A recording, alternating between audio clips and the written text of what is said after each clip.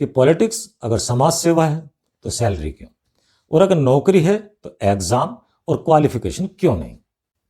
हमारे पार्लियामेंट के अंदर 43% पॉलिटिशियंस ऐसे हैं जिनके ऊपर क्रिमिनल चार्जेस हैं। 2019 के इलेक्शन खत्म होने के बाद एडीआर यानी the association for democratic reform द्वारा 539 कैंडिडेट्स की प्रोफाइल का आकलन किया गया। जो नतीजा है वे बड़े चौंकाने वाले थे। 539 सांसद में से 233 सांसद यानी 43% के ऊपर किसी न किसी तरह के क्रिमिनल चार्जेस हैं। इनमें से 29% पॉलिटिशियंस ऐसे हैं जिनके ऊपर सीरियस क्रिमिनल चार्जेस हैं, जैसे मर्डर, रेप, फिरौती। 160 पार्लियामेंट्री मेंबर यानी कुल जीतने वालों की लिस्ट में 39% केसेस वाले पार्लियामेंट्री मेंबर तो भाजपा से ही हैं, जो कि पार्टी विद डिफरेंट का नारा देती है। यदि आप पार्लियामेंट में क्रिमिनल्स की संख्या को देखें तो यह प्रत्येक इलेक्शन के बाद बढ़ती ही जा रही है। 2009 में 543 पार्लियामेंट्री मेंबर्स में से 162 पार्लियामेंट मेंबर पर क्रिमिनल चार्जेस थे, जो कि पार्लियामेंट का 30% था। इसके बाद 2014 में 542 पार्लियामेंट्री मेंबर्स में से 185 मेंबर्स क्रिमिनल रिकॉर्ड वाले थे, जो कि उस समय की पार्लियामेंट के 34% थे। और यह प्रोग्रेस होते होते 2019 में 43% पहुंच गई।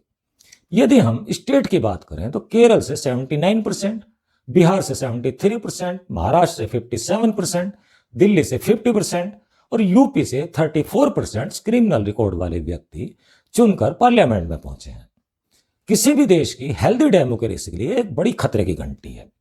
अगर बात की जाए इस प्रॉब्लम के सॉल्यूशन की तो यह कोई बहुत बड़ी प्रॉब्लम नहीं है। बस इतना करना है कि पार्टी क्रिमिनल्स को टिकट ना दे और पब्लिक क्रिमिनल को वोट ना दे। लेकिन इस छोटी सी प्रॉब्लम के लिए भी 1999 से ही लड़ाई चल रही है और अभी तक इसका कोई सॉल्यूशन नहीं हुआ है। 1999 में the association for democratic reforms यानी एडीआर ने हाई कोर्ट दिल्ली में पीआईएल डाली, जिसे दिल्ली हाई कोर्ट ने एक्सेप्ट भी कर लिया। लेकिन सब पॉलिटिकल लीडर मिलकर इसके खिलाफ सुप्रीम कोर्ट चले गए, लेकिन वहां भी उनकी अपील खारिज हो गई। जब उनकी अपील सुप्रीम कोर्ट से भी खारिज हो गई तो बड़े ही सरप्राइजिंग तरीके से ये सभी पार्टियां एक हो गई।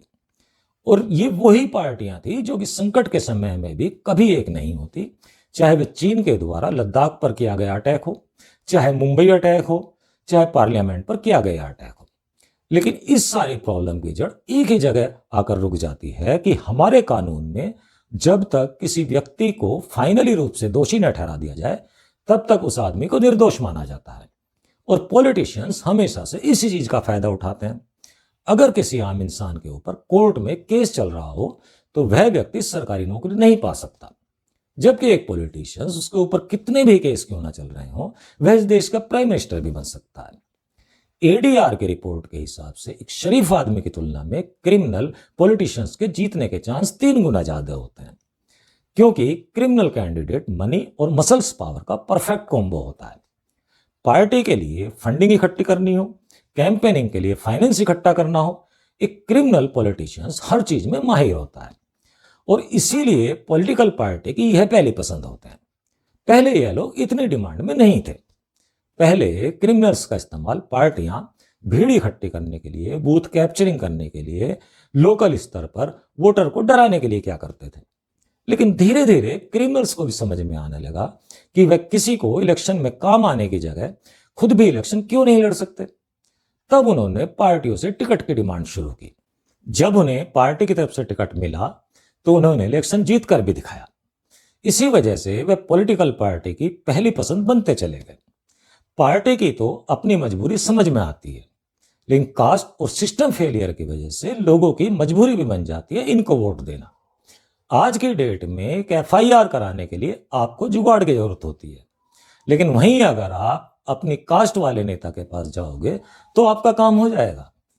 ये जो सिस्टम कमजोर है यह मजबूर करता है लोगों को उन लोगों को वोट देने के लिए, और ये लोग पूरा ध्यान रखते हैं कि सिस्टम कभी मजबूत ना हो।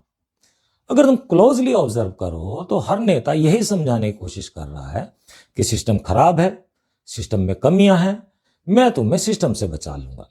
और गरीबों के हक के लिए लड़ते लड़ते वह खुद कब अमीर हो जाता है ये पता भी नहीं चलता। जीतने का एक सुपर हिट फार्मूला है कि एक एरिया डिसाइड करो, उस एरिया की कास्ट कैलकुलेशन करो, जो कास्ट मेजोरिटी में हो उसका रॉबिन हुड टाइप या एक बाहुबली नेता बन जाओ और इलेक्शन जीत लो। सिस्टम काम नहीं कर पा रहा है, यह काम तुम करने लगो तो लोग तुम्हें वोट देने लगेंगे। इन केस अगर कोई ज्यादा होशियार बन रहा है, लोगों में ज्यादा समझ आ गई है, तो एक छोटा सा दंगा करा दो, लोगों की मजबूरी बन जाएगा तुम्हें वोट करना। सेंटर फॉर मीडिया स्टडीज यानी CMS, इसके हिसाब से लास्ट लोकसभा के इलेक्शन में 60,000 करोड़ रुपए से भी ज्यादा पैसा इस्तेमाल हुआ। वर्ल्ड में इंडिया सबसे ज्यादा पैसा खर्च करता है इलेक्शन में, US से भी ज्यादा। तुम्हें क्या लगता है कि इतना पैसा खर्च करके जब कोई आएगा तो रिटर्न ऑफ इन्वेस्टमेंट नहीं देखेगा? ऐसे ही सारी पार्टियां आपस में कितना भी लड़ती हों, कितने भी वैचारिक मतभेद इनके आपस में हों, लेकिन जब भी ट्रांसपेरेंसी पार्टी फंडिंग की बात आती है तो ये सब लोग एक जैसा ही राग अलापते हैं और यह लोग कभी भी पार्टी फंडिंग में ट्रांसपेरेंसी आने ही नहीं देंगे। एक बार जब ये लोग पावर में आ जाते हैं तो पूरा का पूरा सिस्टम उनके हिसाब से चलता है। जो पुलिस वाले उनके हिसाब से नहीं चलते उनका ट्रांसफर कर दिया जाता है। आपने कभी ना कभी किसी क्रिमिनल को देखा होगा जिसके आगे पीछे IAS IPS पुलिस वाले जी हजूरी कर रहे होते हैं।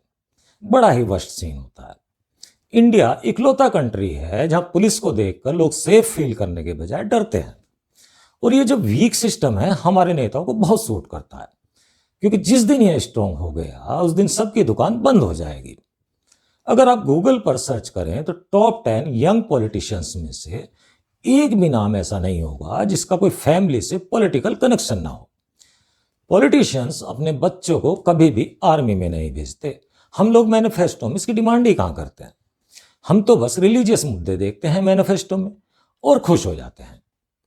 इंडिया ने ब्रिटिश पार्लियामेंट्री सिस्टम एडॉप्ट किया हुआ है।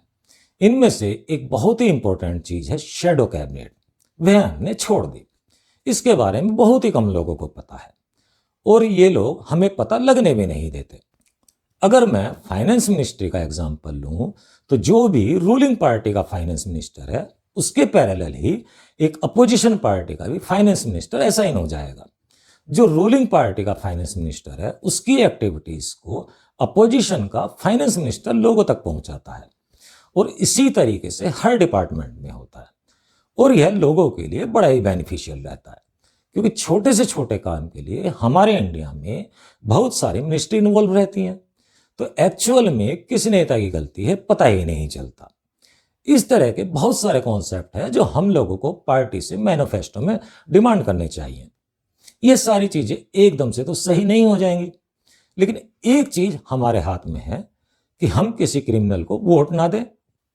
और ऐसा तो होता नहीं है कि सारे के सारे ही लाइन से क्रिमिनल खड़े हों।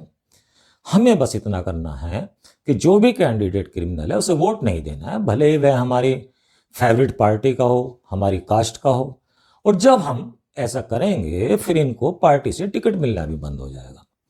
जितनी रिसर्च आप मोबाइल फोन खरीदने में करते हैं, यदि उसकी 10% रिसर्च भी आप अपने कैंडिडेट के बारे में कर लें तो ये जितने भी क्रिमिनल हैं ये पार्लियामेंट में नहीं दिखेंगे, ये वहीं दिखेंगे जहां इनको होना चाहिए। लास्ट में एक ही क्वेश्चन पर मैं इस कन्वर्सेशन को एंड करूंगा कि पॉलिटिक्स अगर समाज सेवा है तो सैलरी क्यों, और अगर नौकरी है तो एग्जाम और क्वालिफिकेशन क्यों नहीं? Thank you.